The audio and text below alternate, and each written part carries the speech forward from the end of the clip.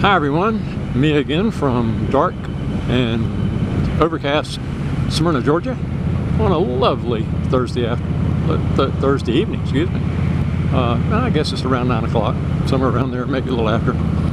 Thought I'd get out and do a quick ride and tell you about something that happened the other day. Susan and I are going to go on back up in the mountains on vacation in a couple of weeks here, and I thought it would be a good idea for me to check her bike over, and I try to check both bikes over, make sure everything's working like it ought to, so we can go on our trip and not have any issues. In case you've ever ridden with us, you know that I usually follow Susan. I like to stay behind her to kind of keep people off of her back and keep an eye on her, make sure she's doing okay. I don't want to be in front of her because I tend to ride just a little faster than she likes to, and so she'll end up dropping behind, and pretty soon I can't see her anymore. So I usually ride behind. Well, I was doing some work on her bike. I've ordered some brakes for it, which I'm not sure I'm going to put on yet or not. I forget what the original problem was. It started. I went out to start it, and it was kind of intermittent. It would start 1 minute, the next minute it wouldn't, and I thought it might be the start switch on it, because everything seemed to be fine. The battery looked like it checked out okay, and it would do nothing, and then it would do something, and it would start. And then I played with it, and got some electrical parts cleaner up in the switch, and didn't have to take it apart, but I got some up in there and worked it a little bit. It seemed to be working better.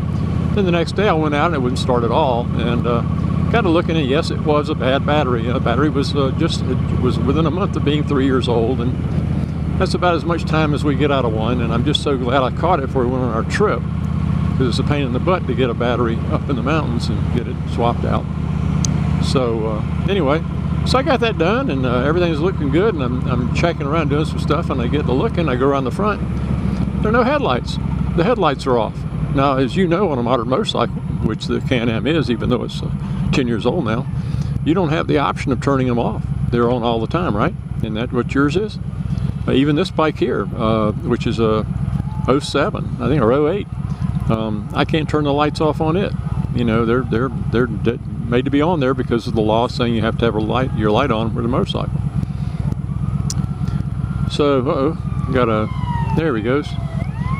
So I got started trying to troubleshoot it. Well, I thought, well, there's an awful lot of stuff you got to take off on a Can-Am to actually get to the headlights themselves, and I kept hearing this thunk every time I would try to put it between high beam and low beam, on the switch. But the funny part was, on the dashboard, when I put it on high beam, it said the high beams were on, which was kind of weird.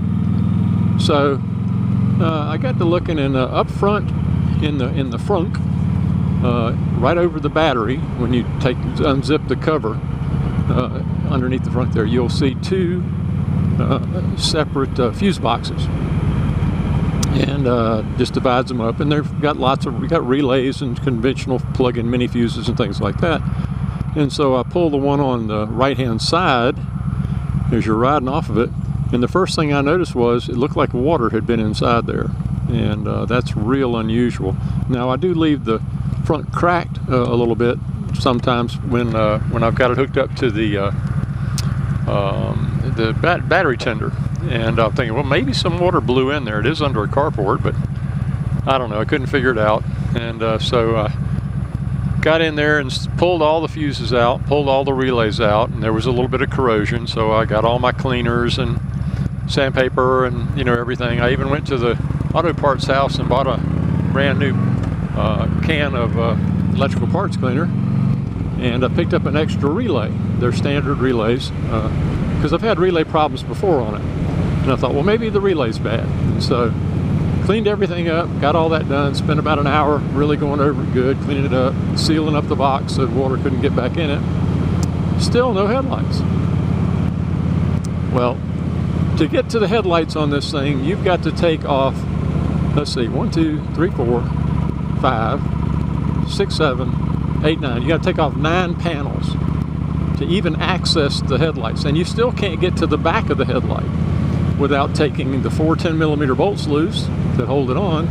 Plus, you have to disconnect the cable that they use. There's a cable that comes off of both sides, well, each side of the light, one off each light, that goes down so you can adjust the angle of the bulb, you know, like to aim them. And all that has to be, you have to take all that loose, and then you can get to the back of the headlight. Well, I pulled the left-hand headlight out, pulled the bulb out, and sure enough, damn bulb's broken. Well, I said, well, that's just great. I said, well, that answers my problem, Bertie. And I got a test lead out and tested it, and yeah, I had power there, so that was working. I said, well, that's my problem. I got a bad bulb.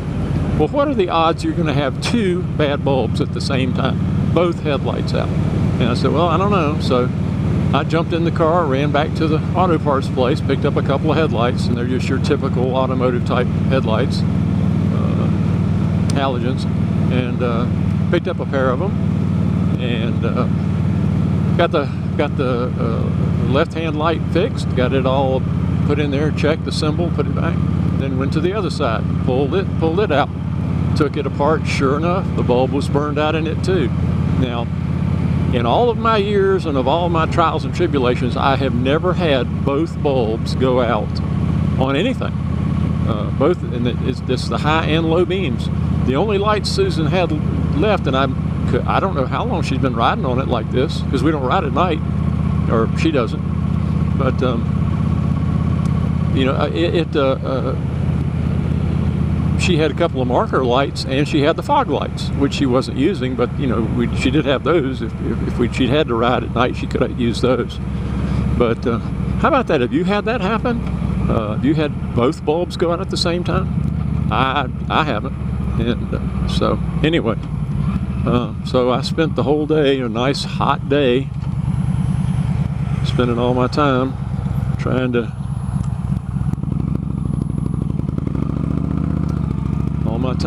get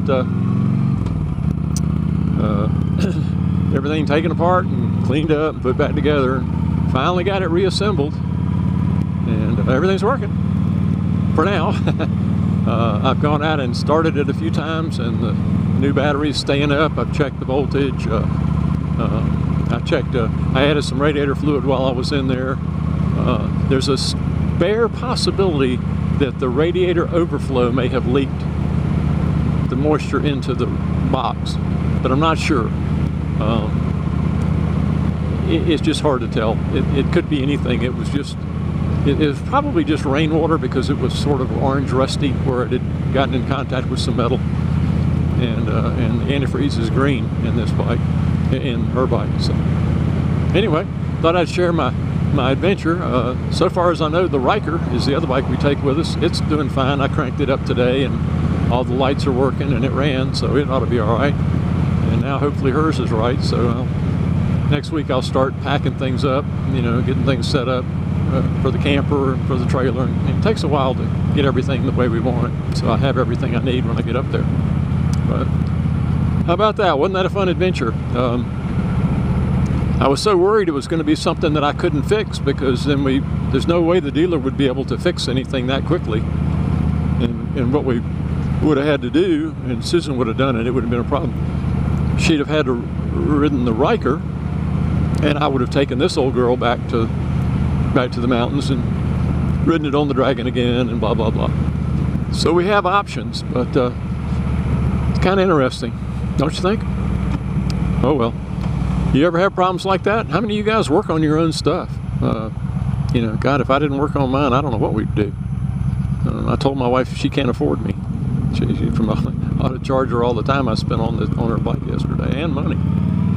Oh, by the way, with the battery, the lights, the relay, the cleaner, all that, about $200. Yeah, so that was an unexpected surprise. Anyway, hope everybody's having a great night. Just thought I'd get out and ride a little bit while it was cool and wasn't raining, and thought I'd share my experience. Take care, everyone. Bye-bye.